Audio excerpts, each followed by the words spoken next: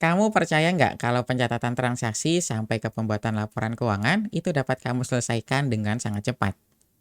Jawabannya pasti bisa. Akret online dapat membantu kamu dalam membuat pencatatan transaksi penjualan, bahkan nanti transaksi itu dapat diolah otomatis oleh akret online untuk pembuatan laporan keuangan. Kamu mau tahu bagaimana mudahnya mencatat transaksi dengan menggunakan akret online? Silakan simak video ini sampai selesai. Nah, sekarang saya sudah berada di dalam database akret online. Kalau gitu kita langsung mulai aja untuk simulasi pembuatan transaksi penjualan, biar nanti kamu ada contoh atau gambarannya tentang penggunaan transaksi penjualan di akret online. Nah, untuk transaksi penjualan nanti kita mulainya itu dari modul penjualan di sini. Nanti kamu udah disediakan untuk modul penjualan. Nah, alurnya nanti kamu bisa lihat. Nanti kita itu mulainya dari penawaran, pesanan, pengiriman, faktur sampai ke penerimaan penjualan. Nah, alur yang disediakan di sini kamu nggak harus ngikutin semuanya. Jadi nanti kamu tinggal adaptasi aja sesuai dengan alur yang udah ada di perusahaan kamu. Nanti baru kamu adaptasi ke dalam akret online. Jadi contohnya gini, ini kan si akret online mulainya dari penawaran, pesanan, sampai ke penerimaan penjualan nih.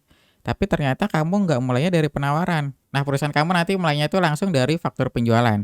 Nah, itu nggak masalah. Atau nanti kamu mulainya dari pesanan penjualan, faktur baru ke penerimaan penjualan. Nah, itu nggak masalah. Jadi nanti kamu tinggal sesuaikan aja alur yang ada di perusahaan kamu, baru nanti kamu adaptasi ke dalam akret online. Jadi nanti masih fleksibel alurnya. Nah, kalau gitu nanti saya simulasinya itu mulai dari penawaran penjualan, nanti biar kamu ada contohnya. Kita langsung aja mulai dari penawaran penjualan di sini. Nah, nanti di sini kamu tinggal pilih nih, yang pesen itu atas nama siapa. Contoh kita yang pesen itu namanya pelanggan A ya, kita namainnya. Nah, ini karena saya belum ada daftar pelanggan, jadi saya harus input dulu satu-satu. Jadi nanti kalau kamu udah punya daftar pelanggan, kamu tinggal klik ini aja. Nah, nanti dia kelihatan nih pelanggan apa aja yang udah kamu punya.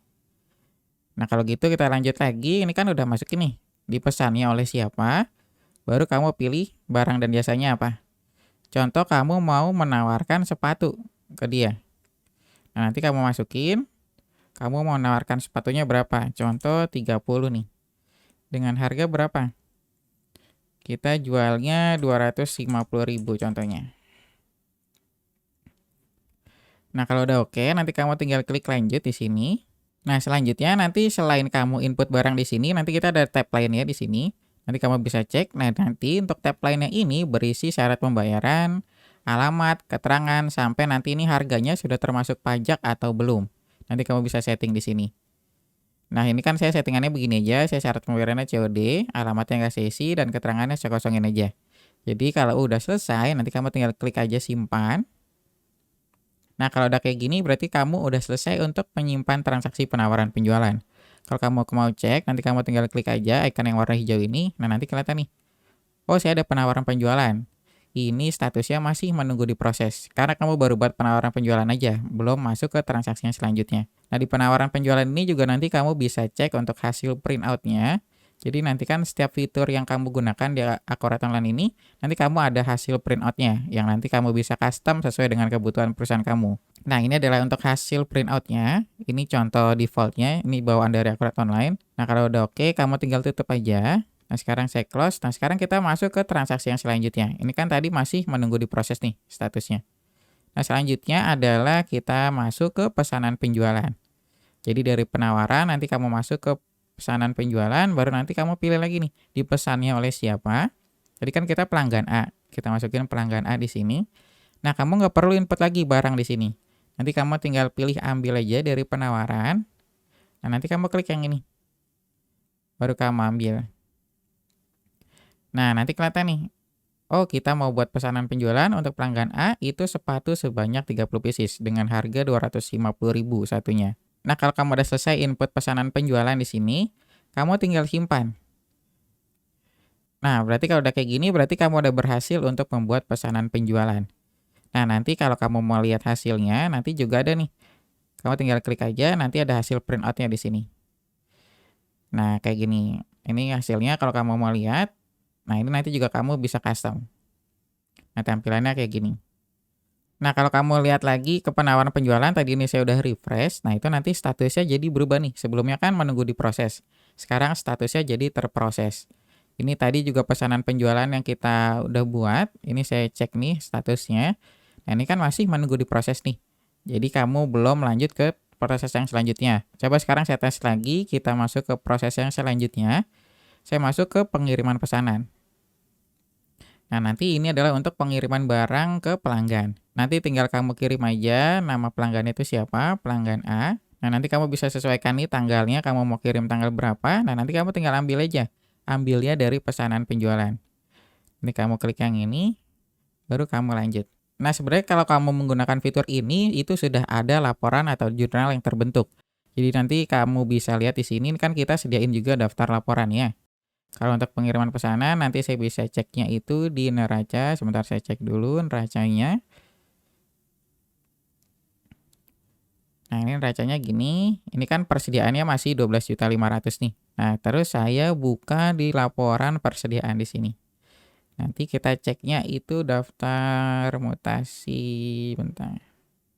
Nah, kita ceknya ini di kartu stok persediaan. Nanti kita pilih barang dan jasanya apa. Kita kan tadi pilihnya sepatu ya, jualnya.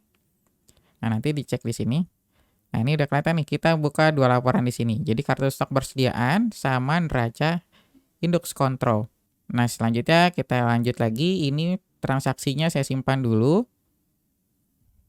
Nah, ini kan udah selesai tersimpan. Nah, ini nilai persediaannya masih 12.500.000. Coba sekarang saya refresh. Nah, ini nanti akan berkurang. Ini jadi 8 juta, terus nanti ada persediaan terkirimnya itu 4.500.000. Karena ini kan nanti persediaannya itu masih di perjalanan, jadi masih diantar dari perusahaan kita ke pelanggan. Jadi nanti masuknya itu masih persediaan terkirim sebanyak 4.500.000 nominalnya. Nah, kita cek lagi di kartu stok persediaan, nanti kita refresh. Nah, nanti kelihatan di sini. Oh, ternyata kita ada pengiriman ke pelanggan A sebanyak 30 pieces. Nah, nanti nomor DO-nya juga kelihatan di sini. Nah, kalau kita lihat lagi di fitur yang pesanan penjualan tadi, ini kan masih menunggu diproses. Kalau kita refresh, nah nanti semuanya itu berubah, statusnya jadi terproses. Nah, sekarang kita lanjut lagi ke proses yang selanjutnya. Sekarang itu kita lihatnya di fitur faktur penjualan. Nah, fitur faktur penjualan ini nanti adalah untuk pengakuan piutang pelanggan. Jadi yang tadi udah kita kirim barangnya, nah sekarang kita mau tagih nih ke pelanggannya. Nanti kamu tinggal pilih aja nama pelanggannya itu apa. Kita kan tadi pelanggan A, nah nanti kita tarik nih di sini. Kita tarik dari pengiriman. Kita ambil barangnya, lalu kita lanjut. Nah, ini kamu udah selesai nih untuk input barangnya. Nah, di fitur faktur penjualan ini karena ini untuk pengakuan piutang, jadi nanti kamu bisa buka juga nih di daftar laporan. Kita kan ada fitur faktur belum lunas di sini. Nanti kamu cek. Nah, nanti kelihatan nih siapa aja yang masih punya hutang ke perusahaan kita. Ini kan kita belum saya simpan, ini saya simpan dulu sebentar.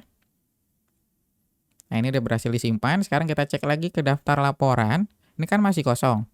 Kalau kita refresh, nah nanti kelihatan nih. Oh, ternyata si pelanggan A ini punya hutang ke perusahaan kita sebanyak 7.500.000 karena tadi kita udah ngirim barang. Nah, sekarang kalau kita cek lagi di laporan racanya, nah ini kan juga kamu bisa cek lagi nih di laporan raca. Ini kita refresh.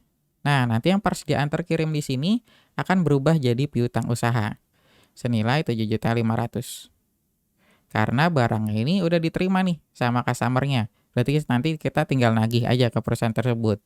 Nah, terus gimana kalau pelanggan itu mau bayar nih? Mau bayar faktur yang udah kita kirim. Nah, selanjutnya nanti kita lanjut lagi ke proses yang terakhir. Ini kan proses yang terakhir di fitur penjualan ini adalah penerimaan penjualan.